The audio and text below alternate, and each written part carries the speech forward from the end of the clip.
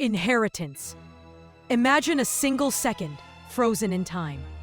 In that 1 second, a soul is born in a high-rise apartment in Tokyo, another in a dusty village in the Sahara, a third in a quiet suburb in Ohio, and yet another right here in a flat in Jerusalem.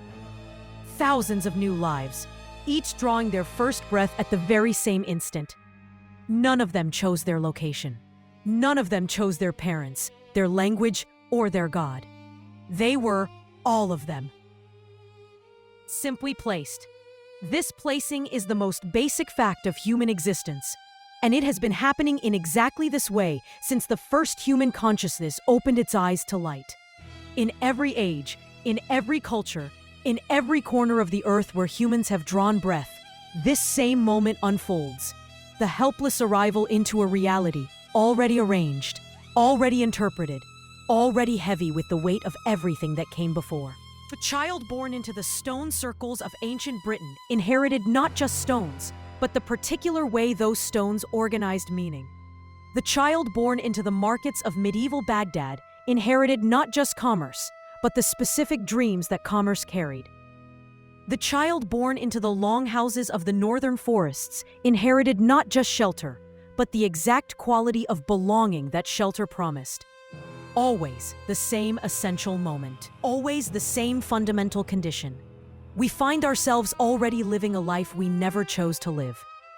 This is what it means to be human, to wake up inside a story that was being told long before our arrival, to learn to see through eyes that were trained by hands we will never shake, to think thoughts in patterns carved by experiences we will never have.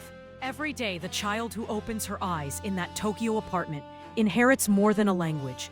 She inherits the particular silences that shape that language, the specific fears that live in its pauses, the exact hope that hides in its promises. The child who awakens in the Sahara village inherits more than sand and stars. He inherits the precise way his people have learned to read both sand and stars, the ancient calculations that turn emptiness into home. Always, this inheritance runs deeper than culture, deeper than tradition, deeper even than blood. It shapes not just what we know, but how we know it. Not just what we see, but what we are capable of seeing. Not just who we become, but what we can imagine becoming. And here lies both the salvation and the tragedy of human consciousness. For this inheritance is never neutral. It carries within it the full weight of survival. Every desperate choice that kept the line alive, every compromise that bought safety, every wall that was built to keep something precious from being destroyed.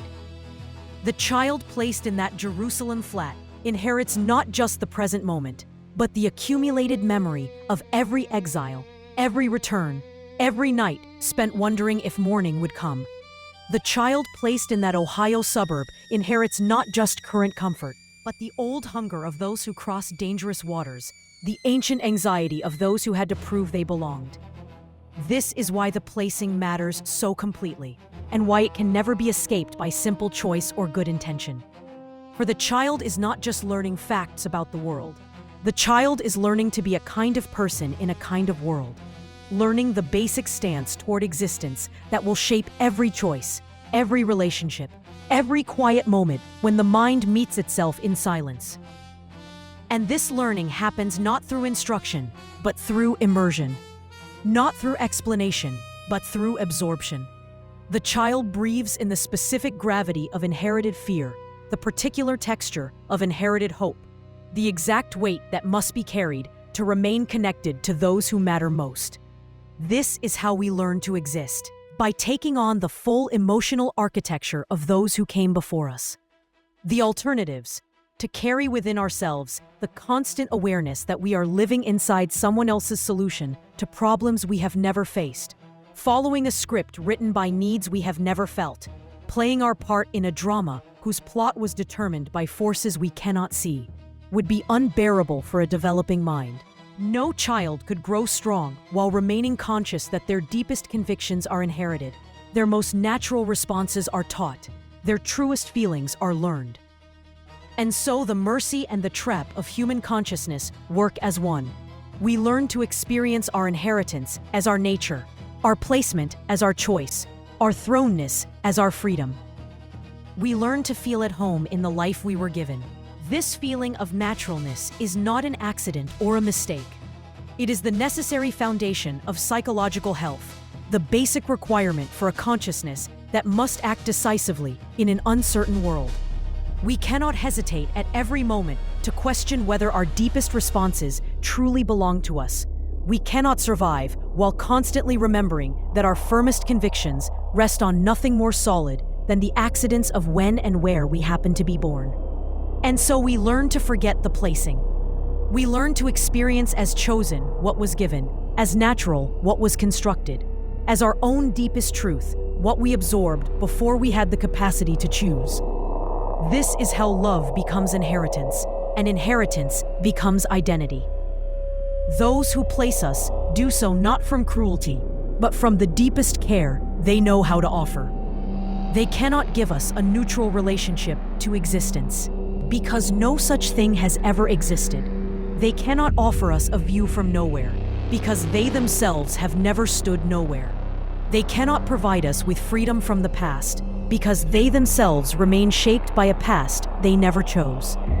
What they give us is what they have, a way of being human that worked for them, a way of organizing reality that kept them alive, a way of carrying meaning that made their struggles bearable. They give us the tools that saved them, and we take these tools, not because we choose them over alternatives we have carefully considered, but because they are the only tools we know, offered by the only people whose approval we cannot live without, in service of a survival we do not yet understand we need. This is how the most natural thing in the world, a parent's love for a child, becomes the mechanism by which the past shapes the future, by which old solutions to old problems become new people's approaches to new challenges. This is how we learn to see the world not as it is, but as our inheritance teaches us it must be. Each of these new souls awakens not into the vast, open expanse of the world, but into the specific confines of a room.